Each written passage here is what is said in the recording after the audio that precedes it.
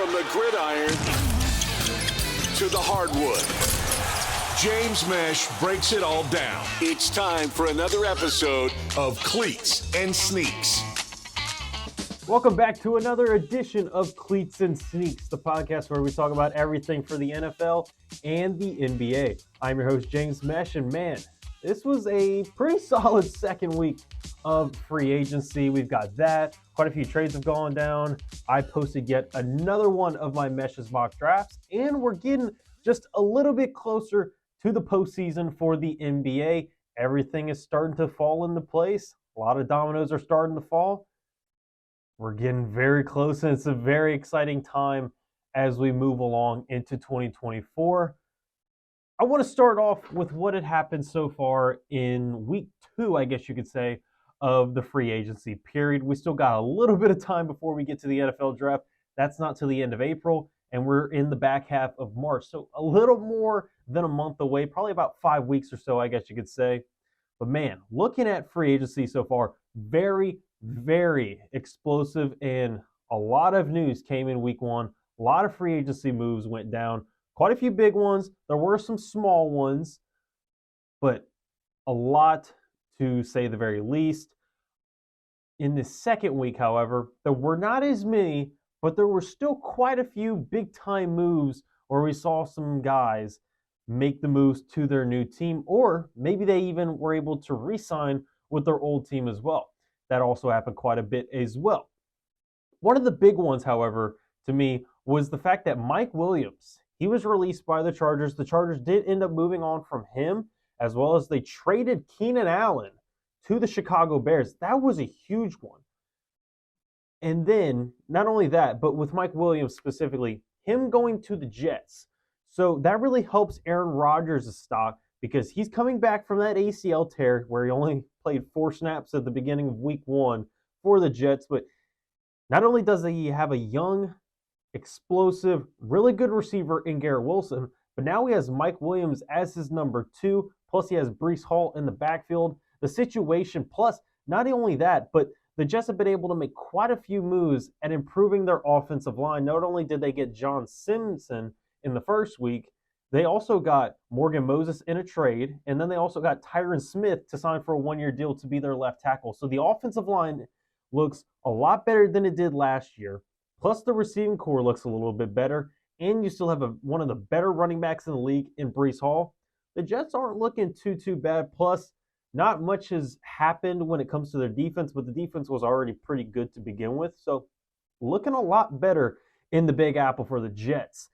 We also saw for the New Orleans Saints, they made a couple of signings. They ended up getting Cedric Wilson, former Miami Dolphin. He's supposed to kind of help those young bucks and Rashid Shaheed and Chris Olave to understand what's going on with their new offensive coordinator, because he did play in a similar system in Miami, because working with Kyle Shanahan in San Francisco, similar systems all around, whether it's Mike McDaniel, Clint Kubiak, or Shanahan. They all are basically doing their own thing, but their own version of it. But the verbiage and the language is still pretty much the same. Cedric really is going to help those guys kind of move on from the old system and get into this new regime a little bit better. They were also able to get Stanley Morgan. They made quite a few signings, including today. They were able to get Jonathan Abram. They re-signed him to a 1-year deal, pretty low in value. But the big deal, the big signing that the Saints were finally able to do, that Saints fans have been asking for, when are they going to make this big splash free agent signing? Well, they got Chase Young. He was the former number 2 overall pick in the 2020 draft out of Ohio State. That's interesting there. Saints getting Ohio State Buckeyes? That doesn't happen very often. A lot of sarcasm there. But yeah, he initially was drafted by the Washington Commanders early on in his career, and he spent the first 3.5 seasons with them. And then he got traded right before the trade deadline as he went to the San Francisco 49ers to help them go on to the Super Bowl, where they eventually fell to the Kansas City Chiefs in overtime. But here's the thing with Chase Young. He played his first year with the Commanders, his rookie season. It was pretty productive. He played in 15 games, had 7.5 sacks. It was looking really good. However, in 2021 and in 2022, he was riddled with injuries, only getting a handful of sacks, did not look very good. He only played in a total of 12 games, and in total of sacks, he had 1.5. But in 2023, it did look a little bit better and looked more familiar what we were used to with that rookie season, where he finished with 7.5 sacks between the two teams he played for in 2023. However, and also he was more healthy. However, the big issue isn't as much with the injuries. It's kind of more with the fact that his lack of effort happens to pop up quite a bit because he started to build up a reputation. And a lot of people have noticed, especially in the playoffs, Chase would give up a lot of the time on plays and not give his full-fledged effort every single down that he was on the field, which is a good bit of a concern. And I think it's something that you really need to monitor throughout this upcoming season. But here's another thing as well with the injuries. He probably will not be available for the Saints until the start of training camp or once they are already in training camp because he has a neck procedure that he has to deal with. It is interesting because when you first watched and you first heard about the news for Chase Young signing with the Saints, it was reported that it was going to be a 1-year deal, which is good. You're not super committal with a 3-4-year deal, but it was $13 million. And we were told by Adam Schefter that it was going to be a fully guaranteed $13 million, which you don't exactly love the fact that it's fully guaranteed, but you can understand because nowadays with edge rushers, you're looking at more 19, 20, maybe $21 million. So the fact that you're getting him for 13 and you're expecting him to be pretty productive, I think it wasn't the worst deal in the world. But then later on, as we get into the next day, we found out, okay, actually it isn't fully guaranteed. It's actually, Chase Young is only going to get about $5 million as his guarantees, but the other $8 million is going to be in whether he's going to be able to be available to play in these games. So it actually became a lot better as we found out more information because initially it was the fully guaranteed deal. And you're like, okay, we can live with that. But then we hear about he's going to have a neck procedure. And you're like, well, what are we doing? And then it comes out later that it's actually not fully guaranteed at all. It's much more incentive-based than we were expecting and what we were told. So now we're able to pump the brakes on the news. So it ended up being a little bit better at the end. You're still not happy or super excited the fact that you just got a player and they're going to be recovering from a big-time injury because the neck, not the most, that's one of the more delicate injuries that you want to make sure that you take care of. It's not like you have an elbow or, if as long as you're not a quarterback, a shoulder or maybe something on your hand with a finger injury. It's not like one of those. The neck is it's a very serious part of your body, and you want to make sure that you have taken care of that. It is interesting, though, because Adam Schefter, he was one of the many guys that had reported that it was a fully guaranteed deal. So it was misinformation that we were given. However, I am not putting as much onus on that, and I am not criticizing Adam Schefter for that as much because with how often these guys are pumping out information and giving us breaking news as often as they are, I think for us as humans, that's not the biggest deal in the world because we're prone to make mistakes every once in a while.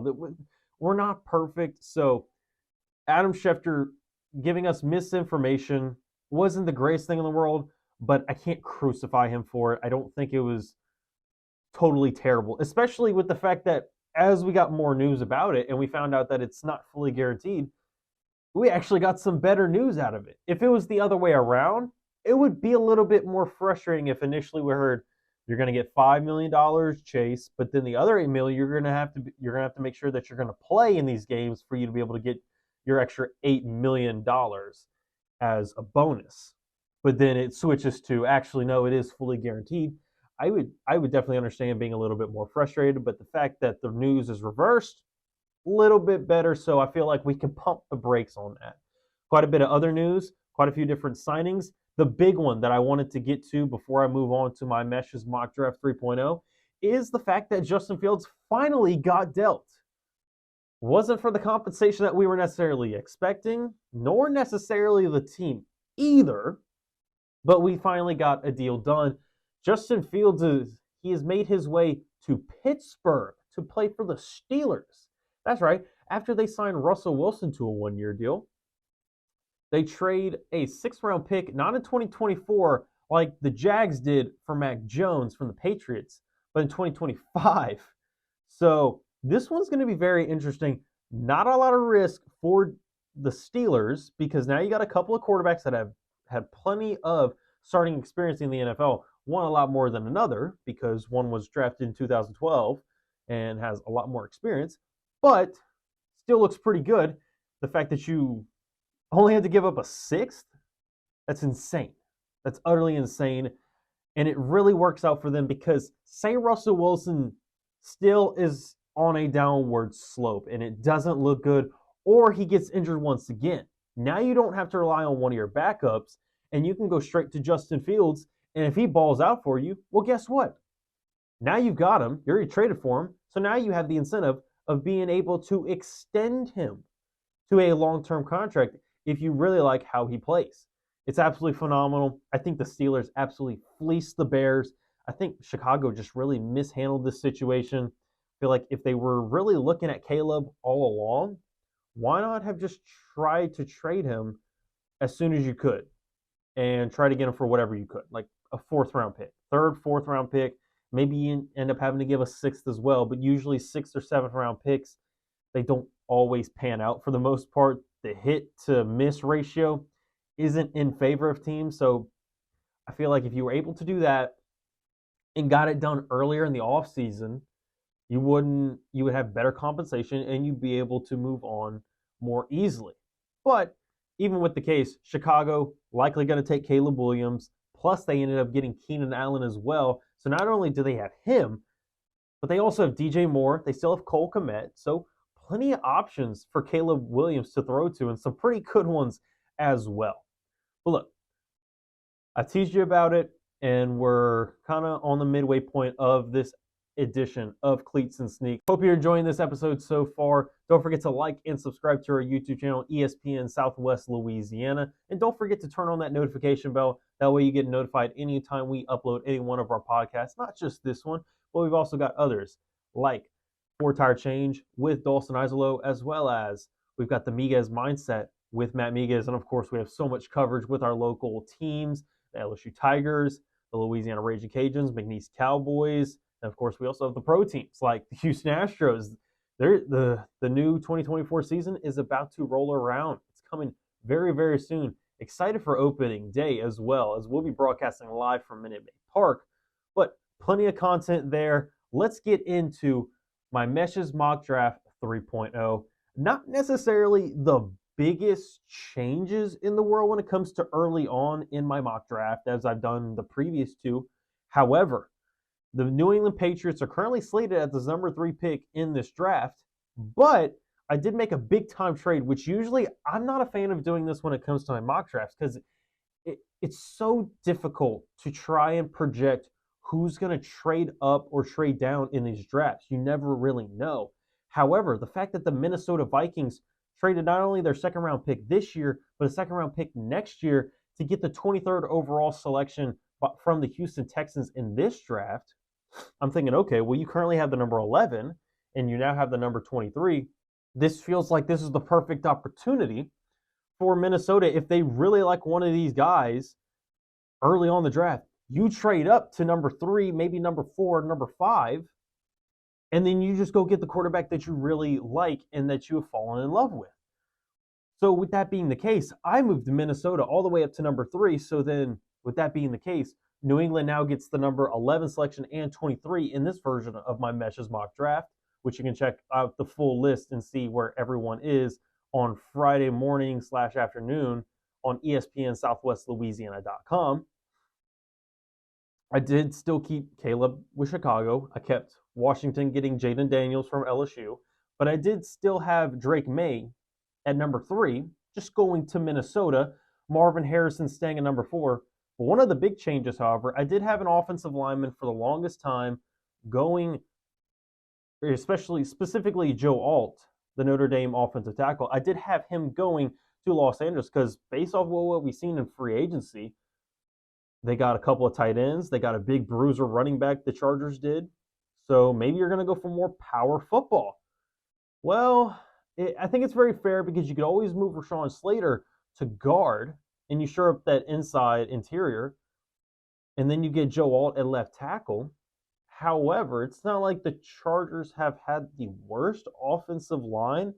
So I've kind of opened up my mind a little bit to the possibility that maybe the Chargers, with the fact that they let Mike Williams walk, they cut him, and then they traded Keenan Allen. That currently makes Quentin Johnston the wide receiver 1 essentially, and then you have Josh Palmer as your wide receiver 2.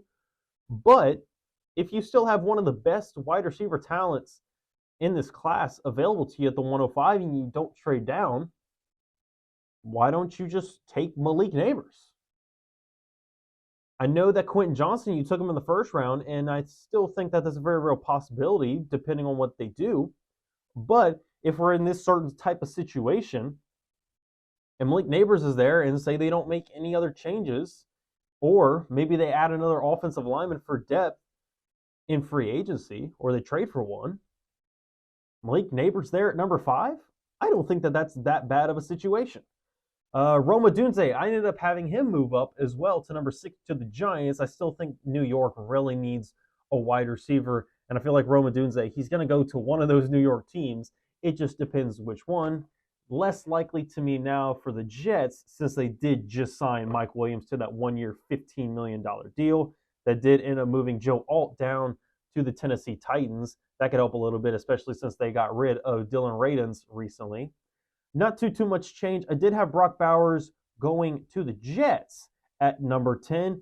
And interestingly enough, I know I've had 5 quarterbacks for the most part in my previous mock drafts, but in this one, I had 6. Where did all 6 of them go, and where are they? You'll just have to find out.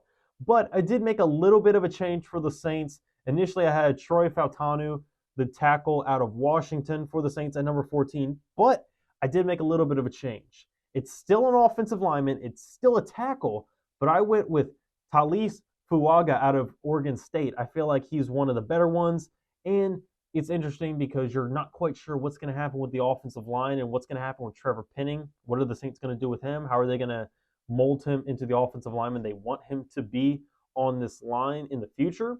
But if you want a more surefire tackle, if Penning has the opportunity to move to guard, then Fuaga seems like the next best available guy, especially if Joe Alt isn't available. For the most part, there is little changes here and there. I still have Brian Thomas out of LSU. I still have him going 21st to the Miami Dolphins, while a Louisiana product, Keon Coleman, he ended up going to Florida State, playing there for the remainder of his college career, but I have him going to the Dallas Cowboys. They did get rid of Michael Gallup, and I know they have CeeDee Lamb. However, if you can have another big body receiver for Dak Prescott to throw to, I think that's an absolute baller move that you should go for if you're Dallas. And then looking at a couple of other things, Chop Robinson, he looked really good in the combine. I have him going 29th to the Detroit Lions to help shore up that defensive line. And then the Ravens, I got them taking Cooper DeJean late in the first round. There's always going to be someone that rises up in these drafts, especially in the real one. And so if that's the case, that means there's going to be some falls. And I feel like in this case, I'm taking Cooper to, instead of being in the mid-first round, he falls late into the first round. And then I did have Fautanu eventually getting taken by the San Francisco 49ers late in the first round, with the 32nd overall pick being Amarius Mims out of Georgia to help shore up that offensive line for the Chiefs. If you want to check out all 32 of my selections for Mesh's Mock Draft 3.0, it will be out early on Friday morning / afternoon. You can check it out on ESPN SouthwestLouisiana.com. But before we go, I do quickly want to look at the NBA standings. Little bit of movement here and there. We do know a couple more dominoes have fallen. We now have 4 total teams that have been eliminated. Of course, that is the San Antonio Spurs, the Portland Trail Blazers, the Detroit Pistons, and the Washington Wizards. So with that being the case, we still only have the Boston Celtics who have secured their spot in the playoffs. Of course, they have a very, very large lead compared to the next closest in the Eastern Conference standings. The next closest currently is the Milwaukee Bucks, 10 games behind. Cleveland has fallen off just a little bit, 5-5 in their last 10. They are 11 games behind.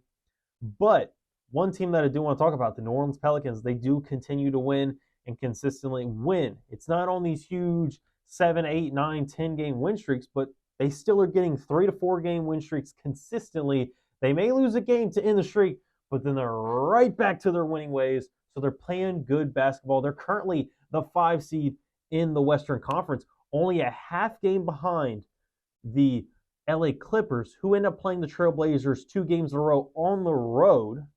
So you're not too confident that the Pelicans are going to be able to move up to the 4 seed. But the fact that they are right there, there is a real opportunity for them to be able to move up to the 4 seed and end up hosting a playoff series. That would be absolutely monumental, especially based off of what we had seen the last couple of years with the Pelicans. One huge thing before I go, though, I do want to mention that Anthony Edwards poster. Oh, man. John Collins. He's been able to put a couple people on posters as well, but Ant was definitely able to get him last year. Easily the dunk of the year. You love to see it. He ended up dislocating his finger a little bit at the end, but he was able to get back into place. Nothing too major, but man, that was monstrous. That was absolutely disgusting by him. The Timberwolves, even though they don't have Cat, they're still only a game behind out of first place out of OKC. OKC, the Thunder, and the Denver Nuggets are currently tied right now. OKC is 47-20, while Denver has 2 more games played than them at 48-21. Pretty close in the Western Conference. We only got a few more games to go. We only got a dozen. Some have a dozen, some have 13, some have 14. So we're coming down to that final stretch. Who's going to make it into the playoffs? Who isn't? Who's going to be in the play-in tournament? We'll get closer to knowing who that will be next week when you tune in to Cleats and Sneaks. Appreciate you listening to this week's edition. Next week, we'll look at more of what's going on in the world of free agency for the NFL, latest standings, and what's going on with the NBA. Maybe we'll find out who else is eliminated.